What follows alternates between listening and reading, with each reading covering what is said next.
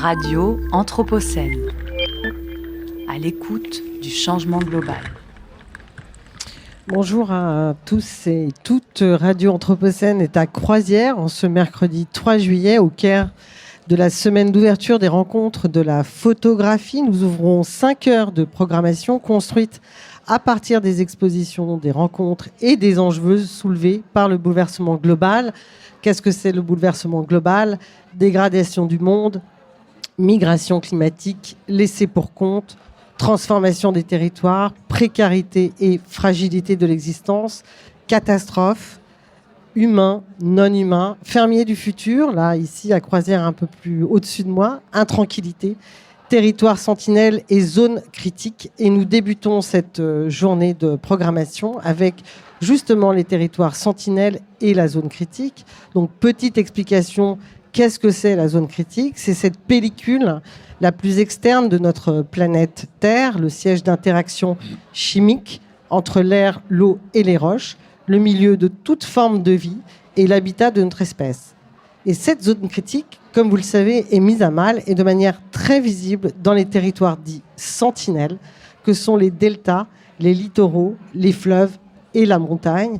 Et ici à Arles, porte du delta du Rhône, nous sommes pleinement au contact des transformations à l'œuvre. Donc pour parler de ce sujet et de photographie, bien entendu, nous avons le plaisir d'avoir 3 photographes à nos côtés, Nicolas Floch, Jonas Forchini et Marine Lanier.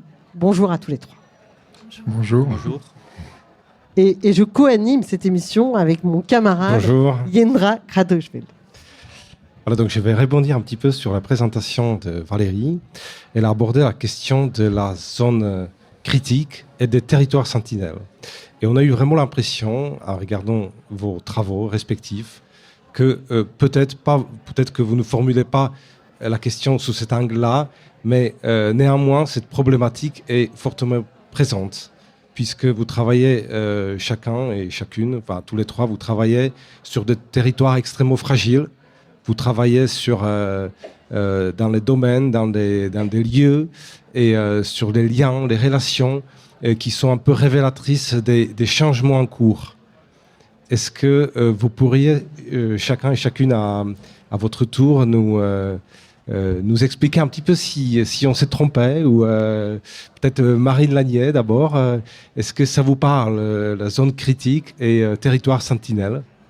Alors j'aime beaucoup le mot de sentinelle qui m'évoque cette notion de vigie. Et c'est vrai que le territoire que j'ai observé dans la série Le Jardin d'Hannibal, donc qui se situe au col du Lautaret et plus particulièrement le jardin du Lautaret, est typiquement un territoire sentinelle puisque c'est un lieu d'observation du changement climatique. Donc ce lieu travaille en corrélation avec l'Université d'écologie alpine de Grenoble. Et c'est ce qu'on appelle un jardin laboratoire où des scientifiques du monde entier observent en particulier les changements climatiques.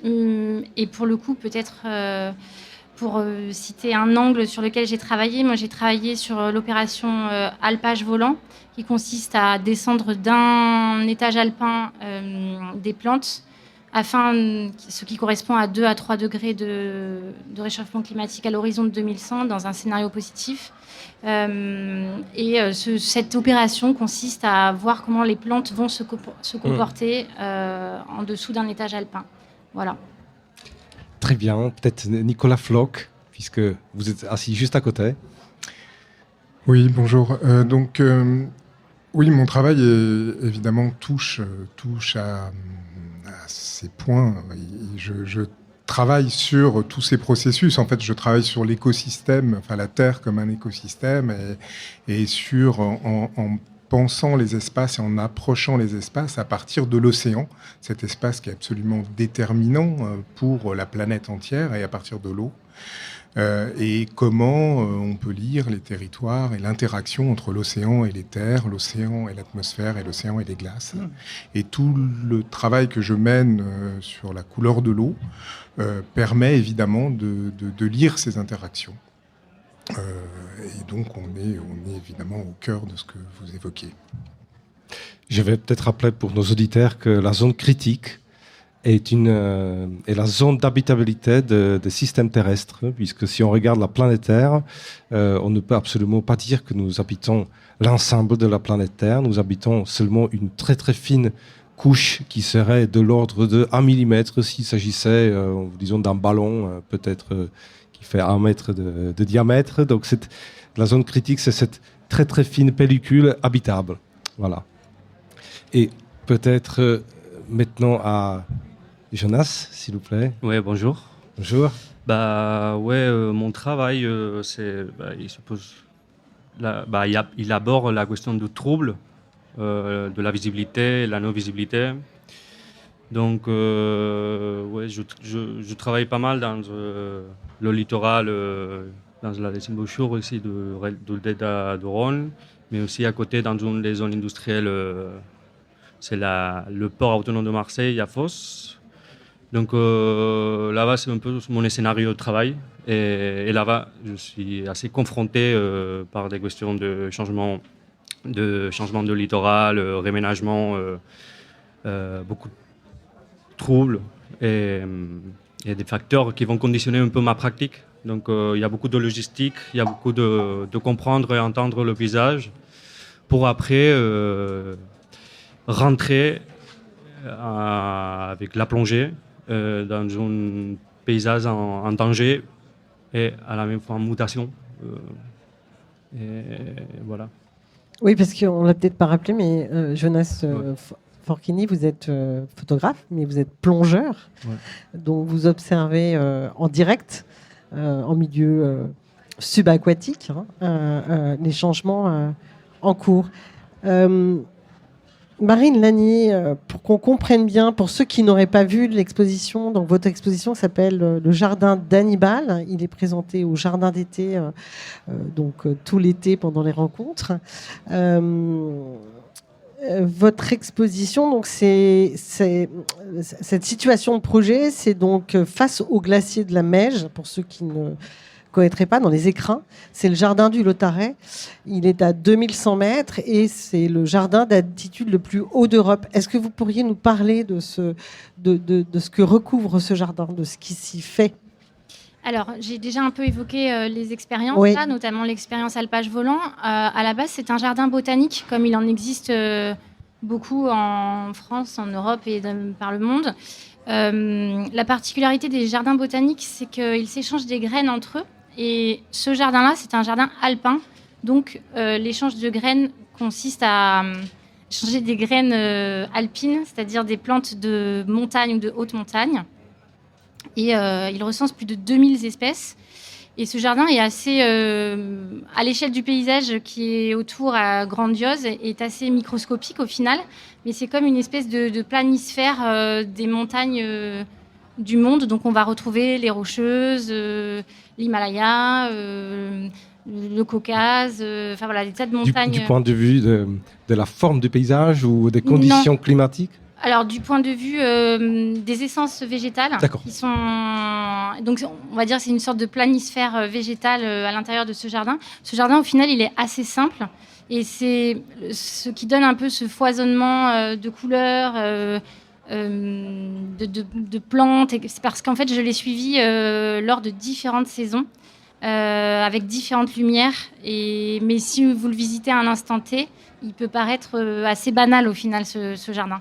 Mais en tout cas, il y a cette espèce de planisphère microscopique autour, comme vous l'avez bien dit, autour de ce paysage très grandiose qui est celui de la Meije, donc du glacier. Et depuis que j'ai commencé le projet, donc en 2019, on sait que les changements climatiques sont beaucoup plus prégnants dans des lieux singuliers, comme vous les avez cités en début d'émission, donc notamment près des glaciers. Et les territoires sentinelles, les zones sentinelles. Voilà. Et du coup, évidemment que la fonte du glacier, la floraison s'accélère de manière vertigineuse. Et la floraison, depuis que j'ai commencé le projet, a 1 mois et demi d'avance.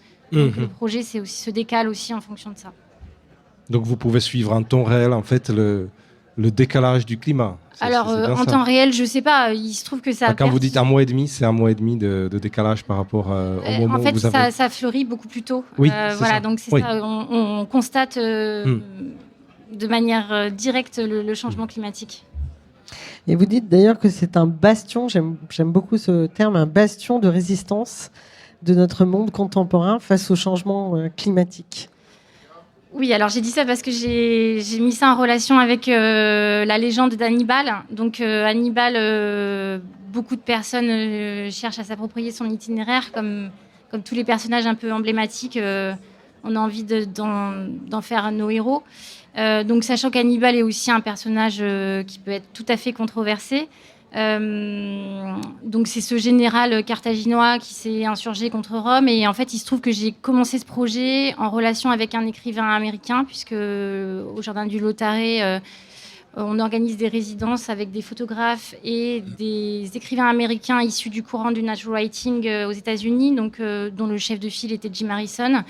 Donc moi j'ai effectué cette résidence avec Dan O'Brien, et Dan O'Brien, dans son imaginaire américain, les Alpes, c'était Hannibal. Donc du coup, j'ai commencé à m'intéresser à cette histoire. Enfin, ça m'a fascinée. Souvent, les légendes d'un territoire m'intéressent autant que ce qui s'y passe. Et j'ai trouvé ça beau, en fait, cette idée de... Enfin voilà, ce personnage un peu épique qui finalement été le premier storyteller de l'histoire avec ses éléphants, de le relier en fait à ce qui se passe au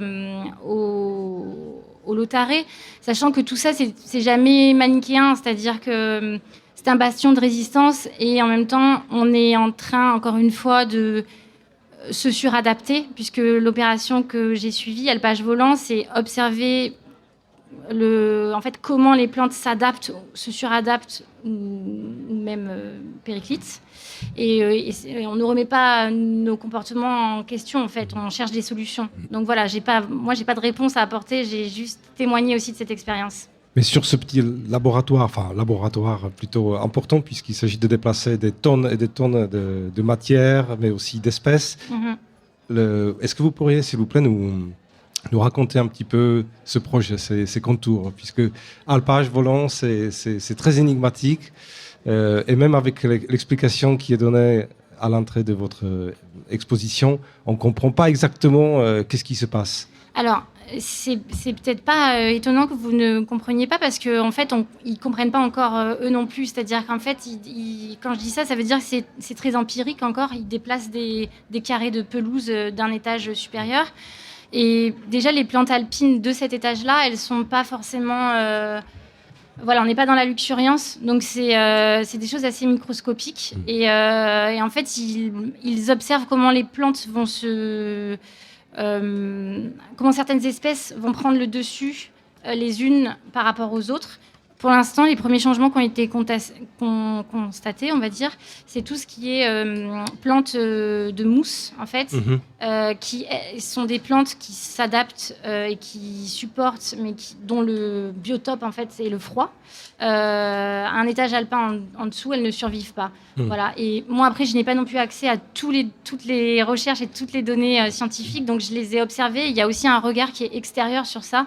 Et l'idée, c'est pas non plus que moi j'ai un regard scientifique. Moi, je suis plutôt dans une évocation en fait de ce qui est en train de se tramer que dans la retranscription exacte de résultats. Enfin, vous êtes témoin de cette expérience qui est menée par les scientifiques. C'est ça. Hein. Alors, je suis témoin, mais encore une fois, je ne documente pas, j'évoque. Voilà, c'est important pour moi de me situer comme ça, plus dans une idée de fable documentaire plutôt que dans du documentaire qui serait vraiment proprement scientifique. Oui, tout à fait. C'est pas un travail de documentation, encore une fois, mais on en parlera, on reviendra là-dessus. On va passer à un autre paysage sentinelle, qui est la question des deltas et la question des rivières. On le sait, par exemple, ici, dans le delta de la Camargue, le trait de côte s'efface de presque 6 mètres par an. Donc voilà, on peut mesurer à l'œil nu l'accélération des changements à l'œuvre. Et donc, Nicolas Floch, vous, avec votre exposition Fleuve-Océan, donc, qui est à la Chapelle du Méjon, que nous avons eu le plaisir de voir hier, là, on parle d'un territoire qui est celui du Mississippi Et il y a même une cartographie de ce territoire qui permet de situer les carottages quasiment, les carottages de couleurs que vous avez pu faire. Et donc pourquoi ce territoire du Mississippi en particulier ?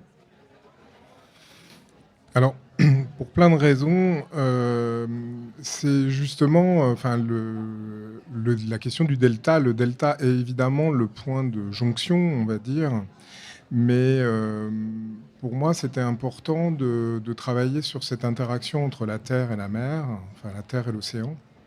Et peut-être d'abord, je rappelle que depuis une quinzaine d'années, j'ai mené un travail sur la représentation des paysages et du territoire sous-marin, des paysages et habitats sous-marins, avec des vues panoramiques de paysages, pour documenter les différentes typologies d'environnement qu'on allait trouver. Et documenter aussi les variations de ces paysages, parce que les glissements d'écosystèmes dans l'océan sont 6 fois plus rapides que sur Terre. Si on prend l'acidification, qui est aussi quelque chose qui opère à l'échelle globale, transforme ces paysages. Et le troisième type de transformation, on va dire, c'est une transformation locale, mais qui est locale globale. C'est ces points de jonction entre la Terre et l'océan, dont les vecteurs vont être les fleuves. Et le territoire du Mississippi est un territoire relativement unique. Il y a peu d'exemples équivalents dans le monde. Quand on voit ce bassin versant, en fait, c'est un des grands bassins versants du monde. C'est-à-dire qu'il couvre 41% de la surface des États-Unis. Il traverse 31 États. Donc c'est absolument gigantesque, c'est-à-dire on va de la frontière canadienne jusqu'au golfe du Mexique, des Rocheuses jusqu'aux Appalaches. C'est-à-dire qu'une goutte d'eau qui tombe sur ce territoire va potentiellement terminer dans le golfe du Mexique. Donc l'échelle de ce territoire permet déjà de générer une sorte de méta-image, une image qui va nous donner je travaille en même temps sur le Rhône, par exemple, et quand on voit le bassin versant du Rhône, ça ne fait pas du tout le même effet. Donc cette question d'échelle est importante. Ensuite, si on prend les grands bassins versants dans le monde, si on compare le bassin versant du Mississippi, par exemple, avec celui de l'Amazone, qui est encore un peu plus grand, on comprend bien qu'il ne se passe pas du tout la même chose sur ces deux territoires. Qu'est-ce que le bassin versant du Mississippi ? C'est un grand territoire agricole, industriel et urbain. Donc, tout mon travail est de suivre l'eau sur ce territoire, de suivre l'eau, de la photographier dans les flux, c'est-à-dire dans la colonne d'eau, dans l'espace qui va de la surface jusqu'au fond, et je vais prendre des photos à différentes profondeurs qui vont enregistrer toujours au grand angle, en lumière naturelle, qui vont enregistrer les variations de la couleur dans la zone, ce qu'on appelle la zone photique, c'est-à-dire la zone qui reçoit de la lumière, qui est variable en fonction des environnements et en fonction de la densité, on va dire de la turbidité, c'est-à-dire du degré de trouble de l'eau, c'est-à-dire qu'une eau océanique va être plus transparente, donc la lumière va aller beaucoup plus profondément que dans une rivière, bien sûr. Donc la première chose, c'est ça, il y a un maillage de points sur tout le bassin versant, où je vais aller photographier la diversité des couleurs qui nous racontent en même temps le territoire, puisque cette eau, elle va se charger des territoires qu'elle traverse. Et donc, en parallèle, il y a une série de photos en noir et blanc, c'est-à-dire quand je passe d'un point à un autre, il peut y avoir plusieurs dizaines ou centaines de kilomètres d'écart entre un point et un autre. Là, je vais photographier le paysage de manière panoramique, bien souvent, et on va voir les lieux par lesquels cette eau passe et de quoi potentiellement elle peut se charger. Donc c'est vraiment suivre ce parcours de l'eau. Alors ensuite, je vais peut-être pas tout vous raconter maintenant, mais il y a vraiment une grille, un ensemble, en fait la sortie du Mississippi dans l'océan, qui est quelque chose de très très particulier, là qui est lié au delta, mais j'en parlerai peut-être plus tard. Oui, on en parlera plus tard. On ne voudrait pas tout dévoiler tout de suite. Et en tout cas, cette contradiction assez étonnante dont on parlera plus tard entre la couleur, justement, d'un certain nombre d'images, des carottages dont vous avez parlé, et en même temps des noirs et blancs dès qu'on émerge et qu'on est sur ce milieu environnant. On va revenir au bassin versant du Rhône avec vous, Jonas Forchini. Donc, je le disais, vous associez la plongée sous-marine et la pratique photographique. Et vous avez parlé de ce littoral méditerranéen que vous connaissez bien, et pas par les endroits les plus nécessairement glamour, et en tout cas estivaux. J'aimerais que vous nous parliez de ce choix que vous faites d'aller sur ces territoires-là. Est-ce que vous en voyez? Puisque je crois qu'actuellement, on vous a juste sorti du Rhône et vous y retournez après l'émission. Bon, malheureusement, on n'est pas encore dans le Rhône parce que le débit il est énorme. Donc, il y a beaucoup de masse d'eau, donc c'est pas sécure de travailler là-bas. On est dans un étang à côté, mais dans ce même territoire. Que c'est finalement c'est un delta. On est là à côté, 15 minutes à Saint-Martin-de-Croix. Bon, bref, et oui, moi en fait, à la base, je suis espagnol. Je viens ici, j'arrive ici en tant qu'étudiant à l'École nationale de la photographie. Et j'arrive avec une petite obsession de trouver un lieu de baignade pour nager, pour aussi expérimenter d'une certaine façon les débuts de ma photographie sous-marine. Et j'avais trouvé étonnant qu'on ne pouvait pas se baigner dans le Rhône, mais on ne pouvait pas, il n'y a rien stipulé, mais il n'y avait pas cette culture de se baigner. Et il y a eu une espèce d'obsession de rencontrer un lieu pour pratiquer et pour observer un paysage sous-marin que ça m'a intéressé. Et étonnamment, j'ai trouvé une espèce d'oasis dans une zone industrielle. Donc c'est assez bizarre, mais en même temps, c'est un scénario bien intéressant pour raconter un littoral où j'habite. C'est de la proximité. C'est à 30 minutes en voiture. Et c'est comme une tradition, presque. Voilà, quand la météo il le permet, l'eau il est plus froide, donc c'est plutôt en hiver. Pendant l'été, je vais pas souvent. Pour la densité, pour l'eau, pour la thermocline, pour plusieurs facteurs qui vont un peu cacher le paysage. Mais étonnamment, en hiver, le paysage, il invite à se laisser observer. Donc voilà, moi je prends ma voiture, j'essaie de passer d'une façon cachée parce qu'il y a des endroits qui sont privés, hyper-tagne dans les usines.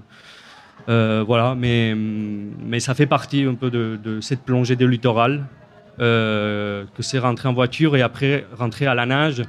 Et une fois on rentre à la nage, on rentre à travers une barrière, que c'est un changement de température, que c'est la séparation de cette mont terrestre avec le mont aquatique. Et tout ça, c'est assez chaotique, mais en même fois, voilà, c'est un truc que j'ai adopté et je me sens à l'aise. Donc vous dites que vous avez trouvé ça comme un refuge, une zone de liberté. Vous descendez sous l'eau pour regarder. Enfin, qu'est-ce qu'il y a à voir là-bas en fait? En fait, c'est un endroit où ça se passe pas grand-chose, mais il y a beaucoup de choses que ça se passe en même temps. Déjà, c'est un endroit que c'est pas agréable à l'œil, donc il n'y a pas beaucoup de plongeurs, il n'y a pas des plongeurs, mais il y a des pêcheurs. À cause de la pollution ou À cause de la présence des usines. Donc oui, indirectement, il y a beaucoup de mise en question de l'état de l'eau, mais aussi parce que il y a plusieurs parties qui sont des eaux étangs. Donc il n'y a pas beaucoup de courant qui rentre pour protéger cette littoral qu'ils ont réaménagé pendant les fins des années 60, 70. Cette économie maritime de fosse qui voulait se mettre en place avec compétences avec Rotterdam. Bon bref, ça aujourd'hui c'est un endroit où voilà, c'est un scénario de travail où moi je fais un suivement précis de certaines architectures et certains paysages et certains algues qui encore ils sont en train de résister. Donc je vais là-bas, je fais une espèce de visite annuelle. Mais en vrai aussi, malheureusement, c'est comme une espèce d'accompagnement à une matière, un être vivant qui est en train de mourir. Donc ça, symboliquement, c'est quelque chose d'important dans mon travail. Être fixe, être dans un endroit précis. Même ma pratique, elle est fixe. Je ne bouge pas, je travaille avec pas beaucoup de mètres carrés, je travaille avec des trépieds, je fais des longues expositions.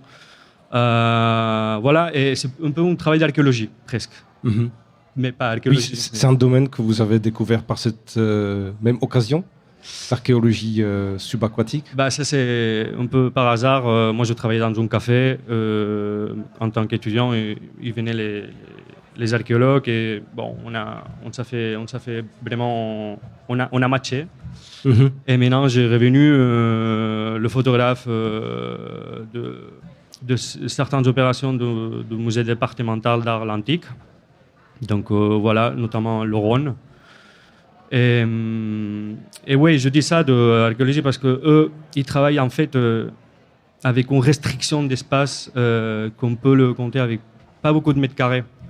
Et ça, dans la plongée et dans cette notion de voir un espace sous-marin, c'est rare. Parce que normalement, la plongée, c'est synonyme d'exploration, de balade, de parcourir à un niveau comme une espèce de tridimensionnalité de l'espace.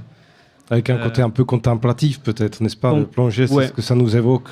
D'habitude, c'est pour descendre, pour contempler, pour se laisser emporter par cette rêverie subaquatique. Mais Ouais. là, ce que vous décrivez, c'est plutôt des zones toxiques, peut-être un peu sales ou pas forcément agréables à la baignade. Tout ça pour documenter, pour rendre visible quelque chose qui... Ouais. Il y a une espèce de topographie qui n'existe pas ou qui ne s'est pas faite dans le côté de la plongée, on va dire. Et dans ce sens-là, je pense que avec la science et l'art, il y a des nouvelles propositions, on va dire. Mais la plongée, ou les plongeurs, ou la plongée commerciale, dans ce sens-là de représentation, de nouvelles représentations, il est un peu ancré dans cette culture postcoloniale, presque, dans cette culture des spectacles et de l'écotourisme, de l'image idyllique. Donc voilà. Bon. On vous remercie. Marine Lanier, dans votre exposition, le jardin d'Hannibal, vous mettez à égalité, j'allais dire, humain et non humain. Les formats sont identiques. La couleur est présente pour les non-humains.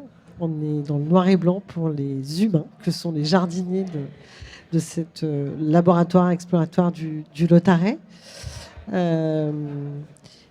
Est-ce que vous pouvez parler justement de vos choix de photographe et de la scénographie, hein, évidemment, de ces choix?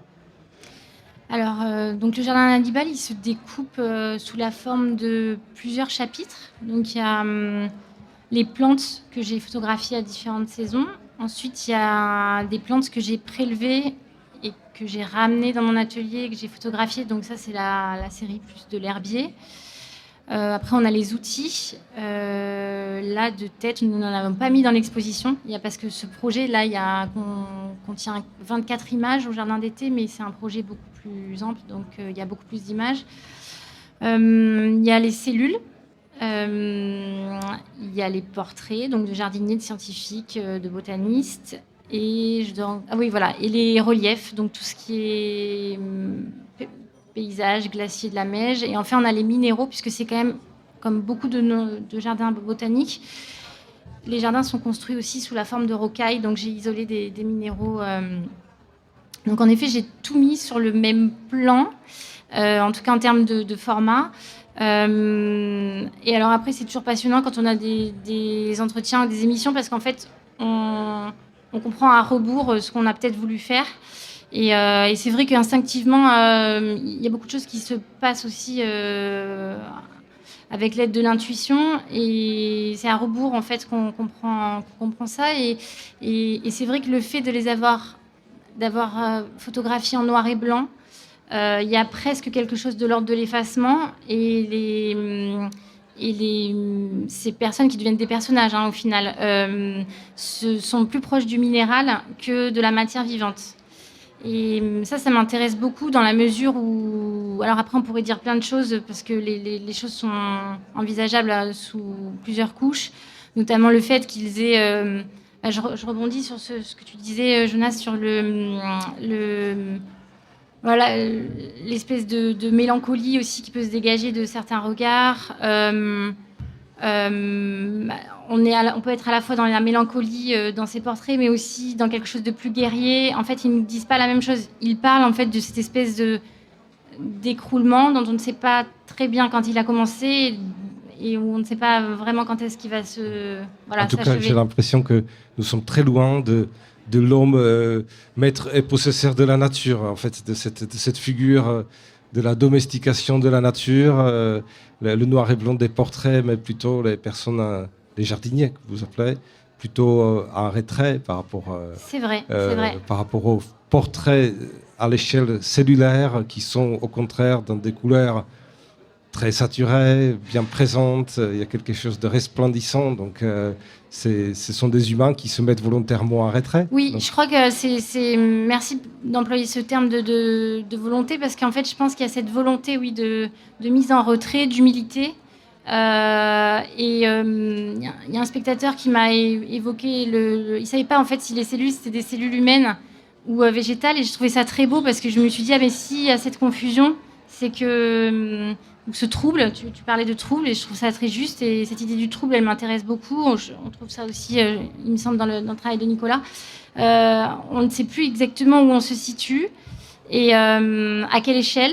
Il y a aussi ce trouble de l'échelle, et en fait, ça nous dit une chose, ça nous dit que ça nous parle de cosmos et de cette globalité de laquelle on fait partie, et qui nous ramène à une position en tout cas plus modeste et peut-être plus juste, quoi.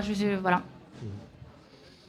Je vous remercie, Nicolas Floch, dans votre exposition, donc Fleuve Océan à la Chapelle du Méjean.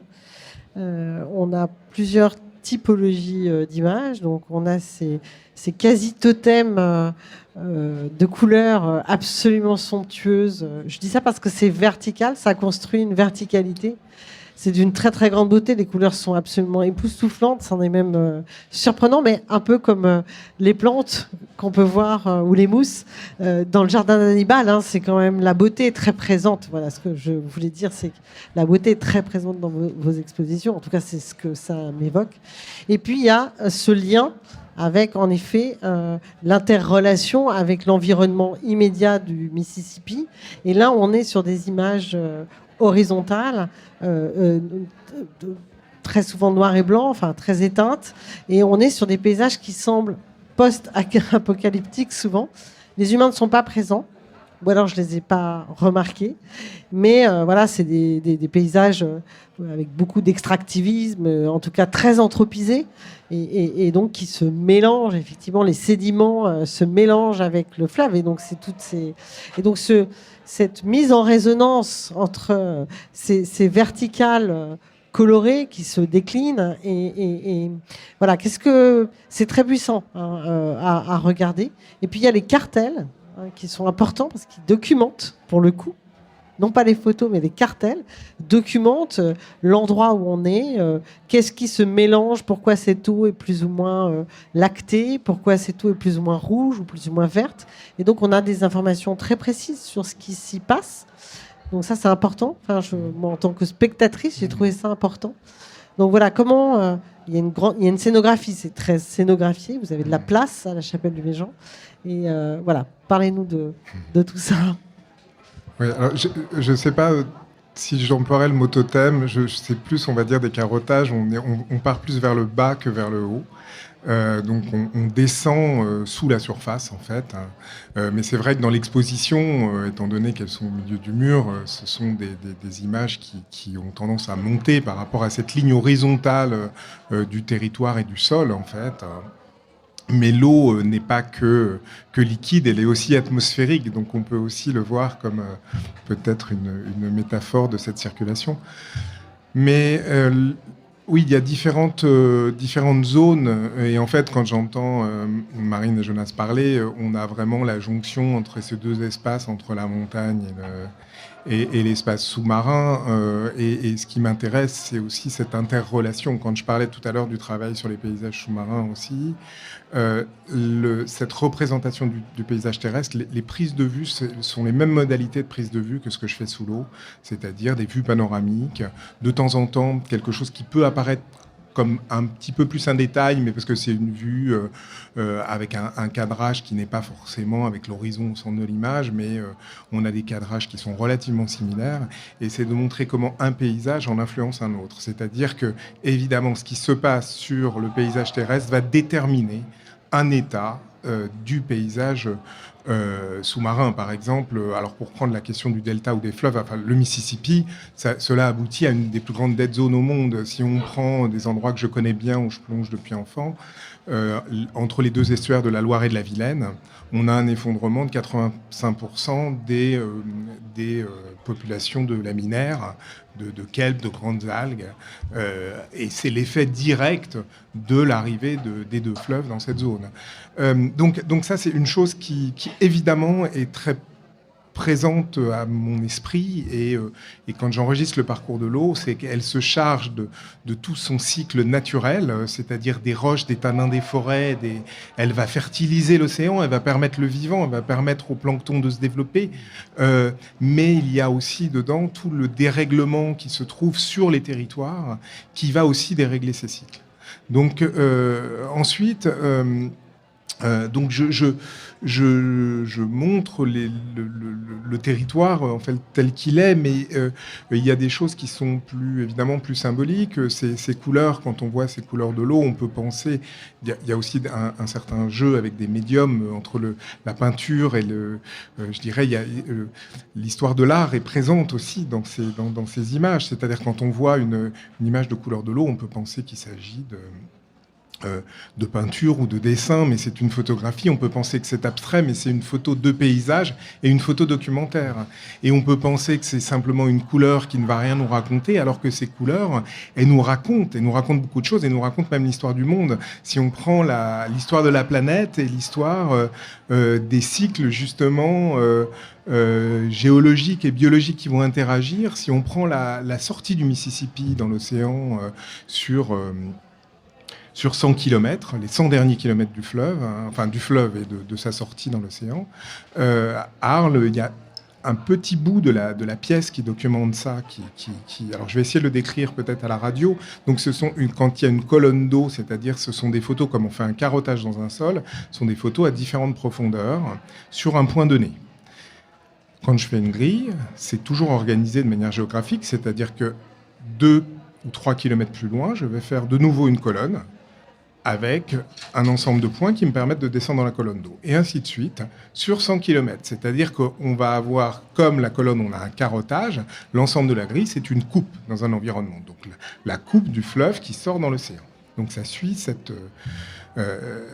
Et ce qui est montré à Arles, la grille, il y a une grille de 72 images qui est extraite de la grille complète, qui est composée de 43 colonnes sur 12 images de haut, et donc 516 images en tout, qui est extrêmement détaillée. Et ce détail, qu'est-ce que l'on voit ?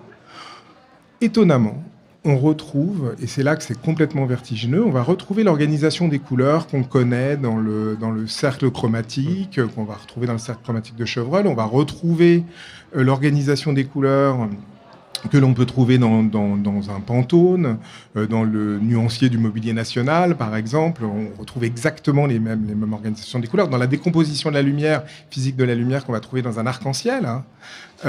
Donc, c'est cette organisation optique et physique. Mais là, c'est pas optique ou physique, c'est géographique. C'est le territoire, c'est-à-dire la partie organique et minérale du territoire, les roches et les tanins qui vont donner les couleurs chaudes, qui arrivent dans l'océan, dans une eau plus claire, tout ça se dilue, ça fait exploser le vivant. Le vivant, c'est du phytoplancton principalement, qui fait de la photosynthèse. Donc c'est comme si on regardait au travers de la feuille d'un arbre, mais là c'est dispersé dans la colonne d'eau, c'est la chlorophylle qui va donner ce vert. Plus on va vers le large, plus ça se dilue. Donc là déjà c'est assez étonnant cette correspondance. Mais la deuxième chose qui est encore plus vertigineuse, c'est que Et là, on revient aux Alpes, par exemple, puisque les Alpes, les plis des Alpes, les roches, c'est d'anciens fonds de mer, c'est l'ancienne mer Thétis alpine qui est devenue montagne. Si on prend le centre des États-Unis, c'est la même chose, ou le bassin parisien. Et donc ces roches, elles se sont formées par sédimentation d'organismes marins.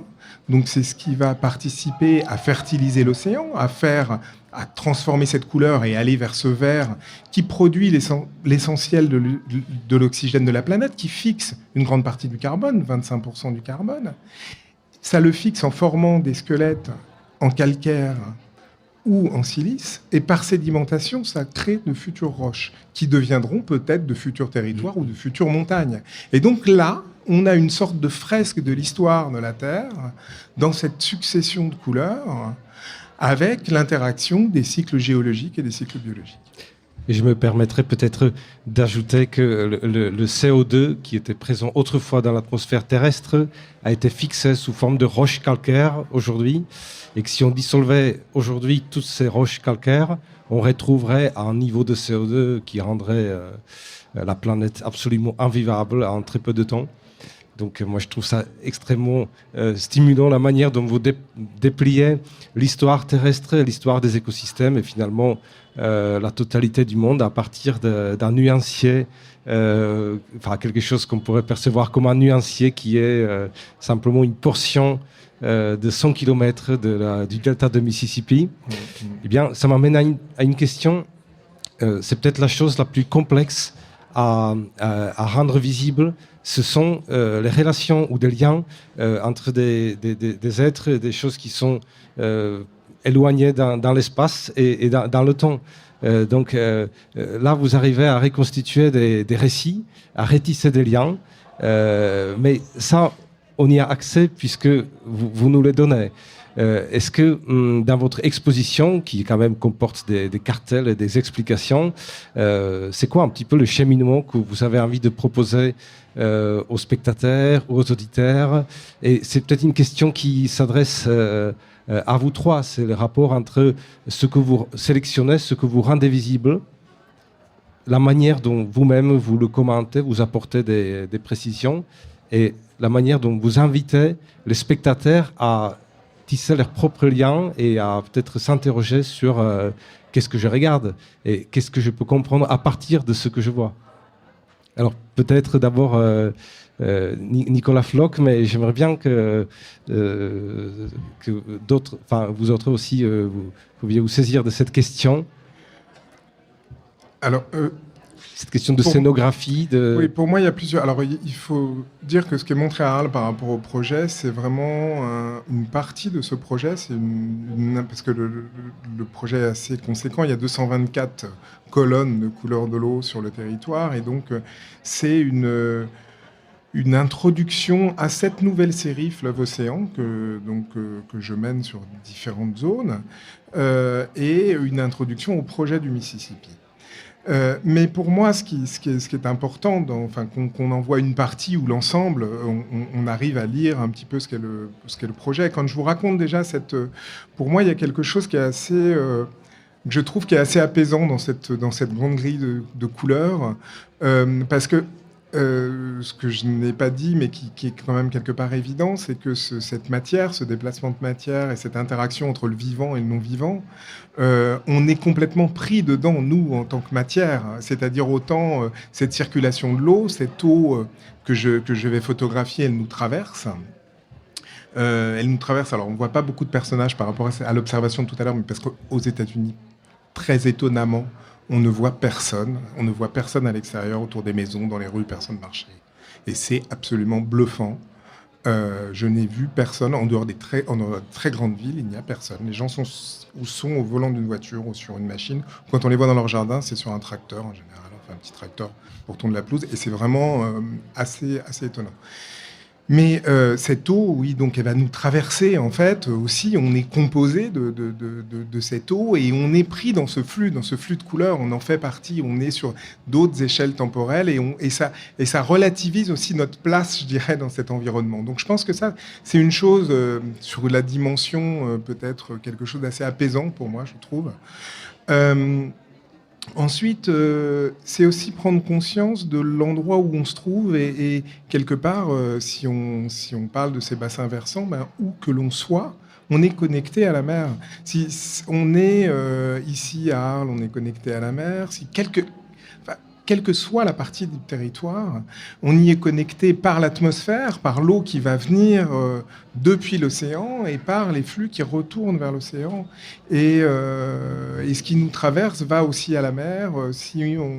Si on ingère des médicaments, ça va passer aussi à la mer, parce que ça passe pas dans le retraitement des eaux. Donc voilà, il faut imaginer que tout ça, et ça permet je pense, de visualiser aussi quelque part ces circulations peut-être un peu différemment et de créer une sorte de synthèse. Je travaille, je dirais moi en général, sur des sortes de méta-images, des grandes images, des ensembles d'images qui vont donner une lecture de phénomènes de manière assez simple, qui vont permettre, comme la carte immédiate, la série colorée va aussi donner une lecture assez simple d'une chose, ou les successions d'images noir et blanc. Peut-être Jonas Forchini, sur cette question de choix de vos images, est-ce que vous avez besoin ou envie de raconter un récit particulier? Ouais, il y a une partie que je trouve important des images que je produis, que c'est l'autoreprésentation, ou que ça parle de où je suis, où j'engage aussi mon corps et mon regard. Donc il y a une série de mon travail qui s'appelle Extrait de surface, où il apparaît des structures en surface, des usines, où il apparaît un nageur, un plongeur en train d'apparaître. Donc je me mets la question aussi de ça, de cette rôle et de cet chapeau que voilà, les photographes, on doit plusieurs fois adopter pour vivre un peu de l'art. Mais dans ce cas-là, c'est accepter cette rôle de plongeur artiste. J'ai eu l'impression que vous étiez aussi très intéressé par l'histoire de la plongée. Ouais. Vous avez publié plusieurs documents qui relèvent de dispositifs dont on s'entoure pour explorer ces milieux-là, notamment les fameuses lunettes, puis le snorkel ou les bouteilles et tout ça. Ouais. Et justement, il y a cette notion aussi d'autoreprésentation à un moment donné dans l'histoire de la photographie sous-marine on connaît pas trop, et c'est assez étonnant parce que il y a grand part que ça se passe ici, pas loin, à Banyuls. Mais ouais, il y a cet explorateur naturaliste Louis Bouton, il apparaît dans une photographie en train de prendre une affiche, en train de faire un baptême d'un nouveau genre de la photographie, que c'est la photographie sous-marine. C'est une image assez célèbre, mais assez déconnue. Il n'est pas trop connu. Et pour moi, cette représentation aussi, il cassait d'une certaine façon un mythe. On parle de fin 19e siècle, donc c'est des prises de vue faites avec un appareil de plaque, un collodion, à 20 mètres. C'est assez fascinant, parce que finalement, à travers de tout un système de bricolage, il arrive à faire des prises de vue du paysage. Mais il est en train de faire la première photographie sous-marine nette, mais surtout, il est en train de casser un mythe. Et ça, c'est super intéressant. Et ça, je pense que c'est le truc qu'il a tombé dans l'oubli. Parce que dans un moment où il y avait toute une évolution technique, qu'il allait très vite, où la plaque, il a resté obsolète, il a revenu le celluloïd, et après le cinéma sous-marin avec les frères Williamson. Cette prouesse, on va dire, il a resté un peu oublié. Et dans mon travail, je fais un peu un écho à ça. Je récupère cette notion de casser le mythe de Alphonse Marin. Parce que le mythe, finalement, c'est tous les auteurs, c'est tout cet imaginaire. Donc tout ce qui est contemplatif, tout ce qui est... Fiction. Fiction. Fiction, Nicolas Floch, tout à l'heure, vous évoquiez le cycle de l'eau et Marine Lanier, votre travail, en tout cas l'exposition, ce qu'on envoie au jardin d'été, c'est face au glacier Lamèche. Donc on parlait de ce cycle qui va alimenter le Drac, la Durance, et puis le Rhône, et puis le Delta, et puis la mer Méditerranée. Donc on est bien dans avec cet élément liquide dans quelque chose qui nous fait traverser des territoires. Est-ce que justement ce glacier, vous l'avez photographié, il est présent dans l'exposition, et il est effectivement au format. Un glacier, c'est un géant. Il est au même format que une mousse ou qu'un jardinier. Et pourtant, c'est un géant. Et un géant peut-être, pas peut-être, même très probablement en voie de disparition. Comment cette chose-là est perçue justement par ces jardiniers du Lautaret et puis par vous-même? Alors, je crois que j'ai un petit peu évoqué au départ, c'est que j'ai commencé ce projet en 2019 et en 2019, lorsque je suis arrivée, la résidence se déroulait au printemps, mais le printemps de la plaine n'est pas le printemps du Lautaret, donc en fait c'était encore l'hiver et la végétation était complètement endormie. J'étais censée faire une résidence de 15 jours et puis le projet s'est terminé là. Et en fait, j'ai eu l'impression de ne pas du tout avoir effleuré quoi que ce soit. Donc, j'ai demandé à revenir de manière récurrente. Oui. Récurrente. Donc, j'ai commencé par photographier le glacier parce qu'il est extrêmement présent. En fait, il l'entoure, il encercle. Les montagnes encerclent ce jardin. J'ai pas spécifiquement travaillé sur le glacier. Il se trouve qu'il y a des glaciologues et que ce jardin est entouré par ce glacier.